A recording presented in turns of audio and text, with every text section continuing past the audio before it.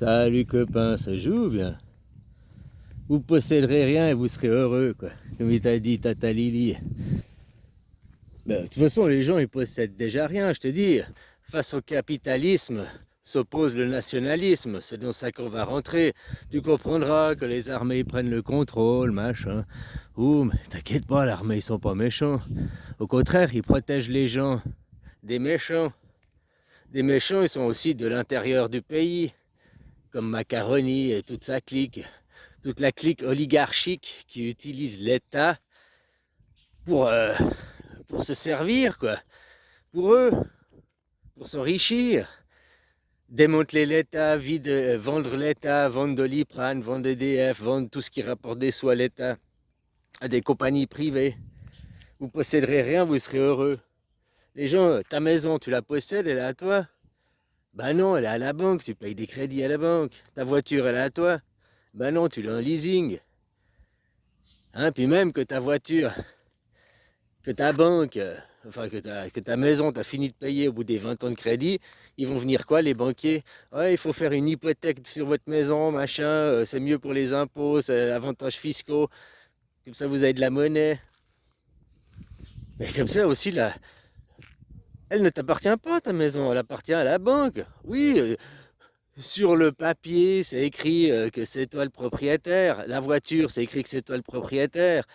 Mais fondamentalement, si tu ne payes pas ton crédit, hop, ils viennent te prendre ta voiture, ils viennent te prendre ta maison. Hein. Donc tu vois que c'est bien, c'est pas toi les propriétaires, quoi. Et tu vois, les banques, aux banques, des intérêts, du profit. Les banques, c'est pas l'État. Les banques, c'est des groupes privés.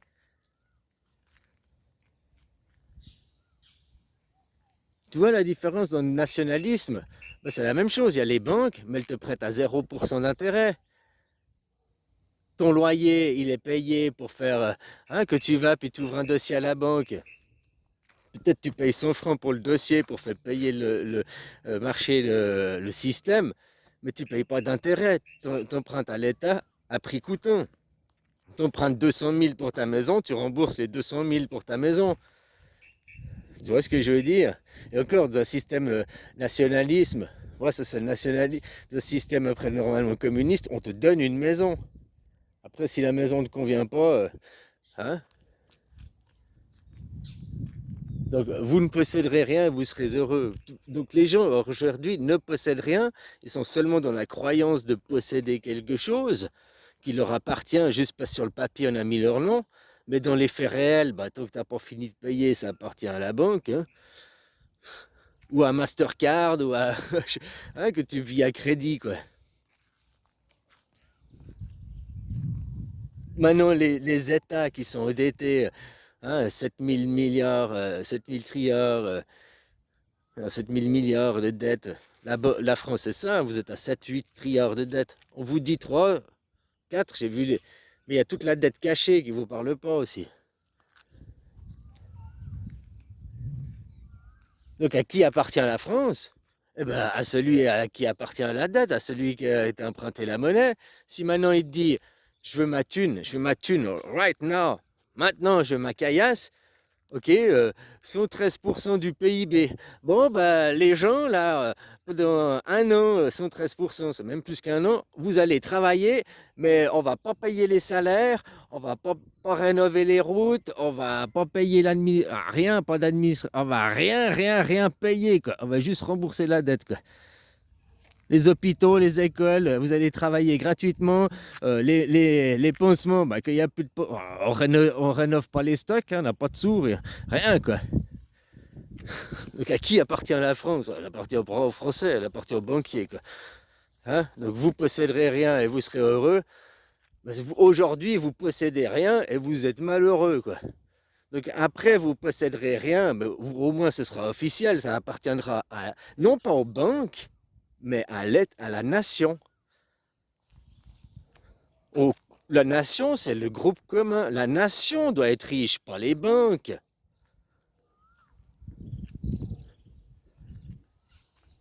Ça, c'est comme la location, la sous-location. Les gens, ils louent des biens. et après ils les surlouent. Ils louent des places de parc à 50 euros, et après tu les surloues à 80 euros, 100 euros la place de parc. Mais ça, c'est de l'abus. Ah oui, c'est normal, c'est comme ça que fait. Non, le propriétaire, déjà, il faut avertir le propriétaire, puis le propriétaire, il peut lui-même louer.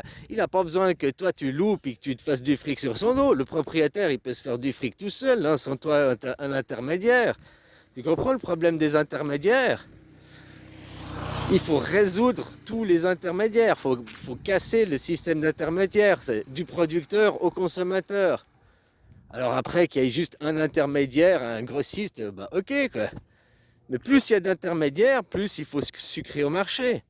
Et c'est exactement la même chose que la bourse Wall Street, l'offre à la demande. Le bateau, il part avec je ne sais pas combien de tonnes de blé à 1 million, disons. Rien qu'il fait les 3 mois pour traverser l'océan, de 1 million, il finit à 1 million 200 000. Parce qu'entre deux, il a passé par combien d'intermédiaires? Ah non, c'est l'offre à la demande, c'est pour baisser les prix. Non, il a pris 20 à 30% rien que sur le bateau, quoi. Il a pris 20 à 30% du prix, quoi. Par les intermédiaires, je l'ai revendu à lui, il me l'a racheté plus cher, je l'ai revendu à lui. C'est comme le système des bitcoins, là, des bitcoins. De l'argent qui n'existe pas, qui est virtuel, quoi. Tu comprends? Ça n'existe pas, quoi. Tiens, si je te vendais ça, là, ça vaut plus ça, ça vaut plus qu'un bitcoin. Ça, c'est plus de... Parce que c'est réel, c'est de la matière, tu le touches. C'est pas juste une croyance dans quelque chose. Donc les gens, ils ont la croyance en quelque chose qui est immatériel, hein. Puis ils trouvent un pigeon, ah moi je l'ai acheté 1000. Ah, moi ça je le donne, poubelle, je le mets à la poubelle elle vient, je le vends 1 euro. Puis toi tu trouves un pigeon qui dit 2 euros. Hein, tu trouves un autre pigeon, 5 euros. Tu trouves un autre pigeon, mais regarde, c'est de l'art, regarde. Mais oui, ça c'est du Leonardo da Vinci. Oui, mais c'est un objet de la poubelle. C'est de l'Antiquité. Regarde, on voit encore. C'est antique, ça vient, machin. On voit encore les traces des archéologiques, là, des recherches archéologiques. Ça date, d'après les traces au carbone, ça date. C'est une toche de Jésus-Christ.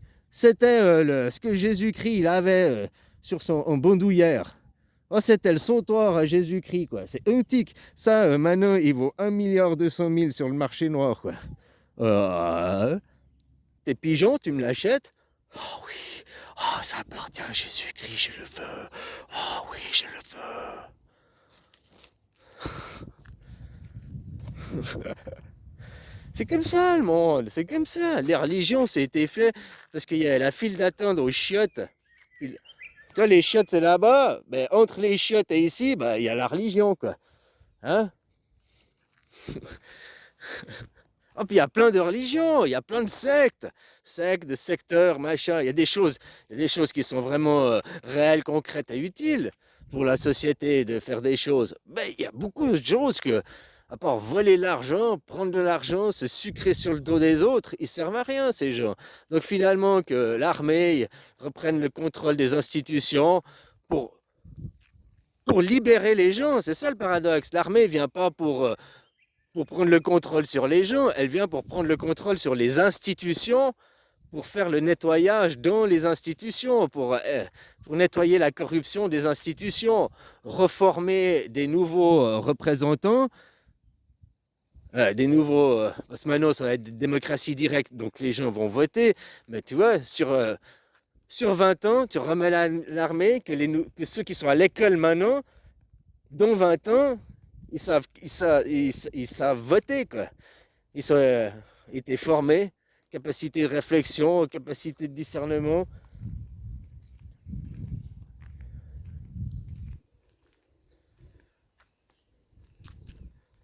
Puis que voilà, hein, ceux qui sont là, ils apprennent aussi, quoi. Tout le monde doit apprendre, hein, de toute façon. Vous posséderez rien et vous serez heureux. C'est ça le monde qui ça va devant vous, quoi. Non, le communiste, chaque fois c'est de la guerre froide. Les communistes, non, Et puis vous êtes en plein dans le communisme. Le communisme à la bolchevique, hein, le communisme où l'État sert seulement à engraisser une caste élitiste, quoi. Les bourgeois, ils s'engraissent sur votre dos, ils servent dans les caisses de l'État, c'est tout ce qu'ils font. Puis de l'autre côté, il y a quoi? les capitalistes. Les capitalistes, c'est les banques qui vous esclavagisent. Parce que peu importe ce que tu fais, il y aura toujours un plus gros poisson qui vient te manger. Puis le plus gros poisson, c'est la banque. Donc peu importe ce que tu fais, ton fric, tu le fais pour la banque. Ça, ton argent, tu le mets sur un compte en banque qui rapporte de l'argent, qui rapporte du fric à la banque. Même si tu le places à, je sais pas, tu joues à Wall Street, tu as des trucs comme ça, c'est pas toi le gagnant. Il y aura toujours un qui est plus gagnant que toi.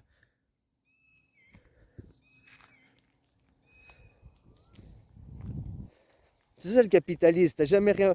Que j'étais gamin, tu mettais ton compte salaire, tu touchais 4% d'intérêt pour ton compte salaire, quoi, le compte courant.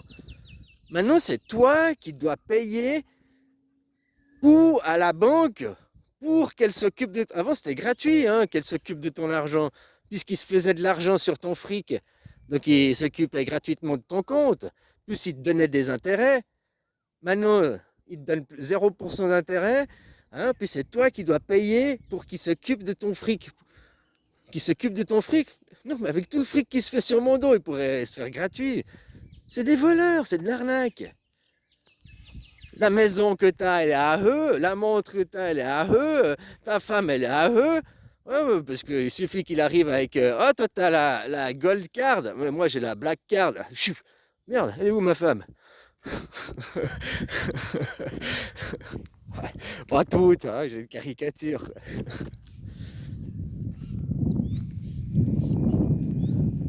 Donc, à qui appartient le monde? Il appartient pas aux gens. Vous avez même pas des démocraties directes pour voter.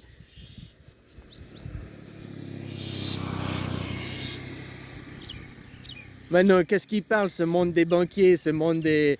Ils veulent ubériser le travail. Donc, tous les acquis sociaux, le droit du travail, machin et tout, ça va foutre le camp à la poubelle. Même tes 4 semaines de vacances, machin. Tu vois, ça, c'est aussi une monstre.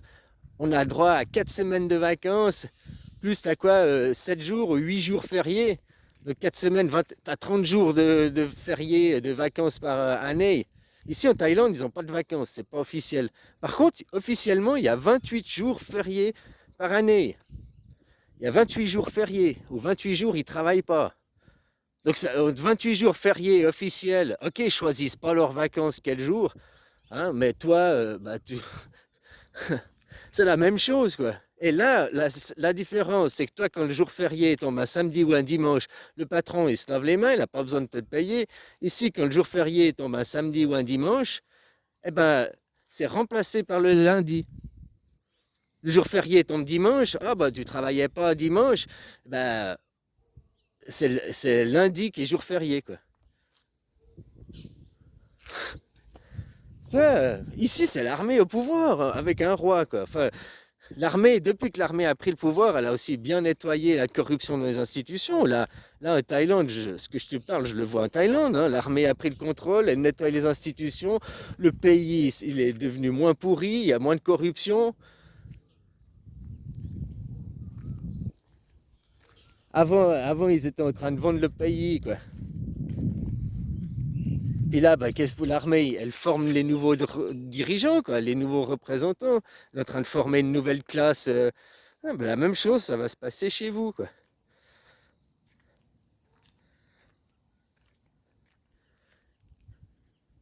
Pourquoi regarde, ils ont tellement plus de fric, ils veulent aller prendre sur vos carnets, ils veulent aller prendre partout. Bref, c'était ça, hein, système, vous manquerez de rien, enfin, vous posséderez rien, vous posséderez rien, mais vous posséderez le droit sur vous-même. L'esclavagisme, c'était de récupérer le droit de propriété sur soi-même. Parce qu'avant, quand tu es esclave, ton maître a le droit de propriété sur toi.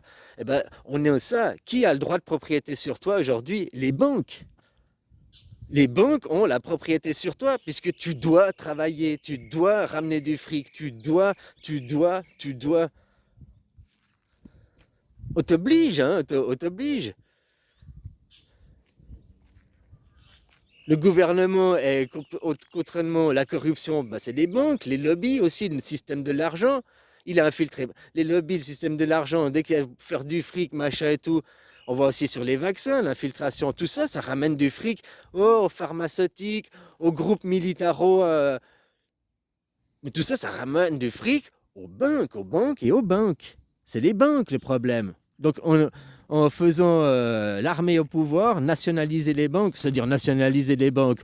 Oh, on dit non, maintenant le nouveau argent, c'est paf, l'argent militaire, là, celui-là, le bâtard, quoi. Et puis c'est ça, planet, in the world, et tout autre argent est pas valable. Donc ils voilà comment niquer les fortunes. Ils ont plus de fortune d'un coup, quoi.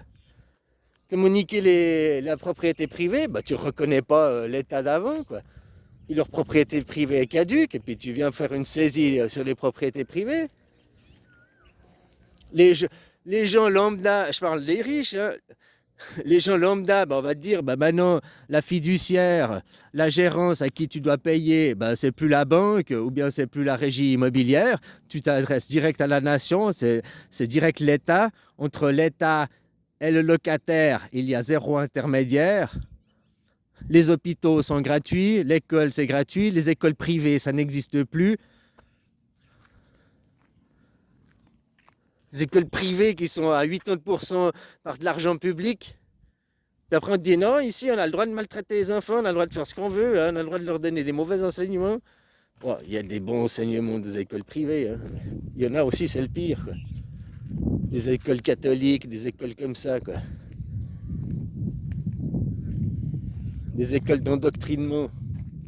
Donc c'est l'école publique, et le mélange de classes comme ça, à l'école publique, toutes les classes sont mélangées. De toute façon, ils n'auront pas le choix, c'est comme ça, c'est comme ça. Puis, comme je dis, moi, je tue d'abord et je m'excuse après. Ben, tu vois, tu arrives ici, vous êtes déjà morte, c'est pas encore. Là, maintenant, je viens pour... Ah, on s'excuse après, quoi. D'abord, je mords, après, je dis pardon, quoi. D'abord, vous allez avoir une bonne piqûre, vous allez être pris. Et après, il n'y aura même pas de demande de pardon. Après, vous allez comprendre que c'était le meilleur système pour vous, quoi. Des fois, il n'y a que ça, quoi. Il faut imposer aux gens pour qu'ils comprennent que c'était le meilleur choix. Bah, c'est le monothéisme, hein. C'est tonton Adolphe, c'est JC, quoi. C'est tout ça, quoi. Un qui vient, qui est suprémaciste et qui impose un modèle, le modèle démocratique derrière, qui annule la suprématie. Il faut un suprémaciste, un boss des boss, pour qui casse tout le game, pour après dire il n'y a plus de boss. Il pose l'anarchisme. Mais il faut qu'il devienne d'abord suprémaciste avant de devenir... Enfin, tu comprends, même s'il est anarchiste dans ses idées, il a dû devenir passer par le réseau qu'il y avait, quoi. Prendre le... Voilà, quoi. Il a dû niquer tout le monde avant de dire désolé.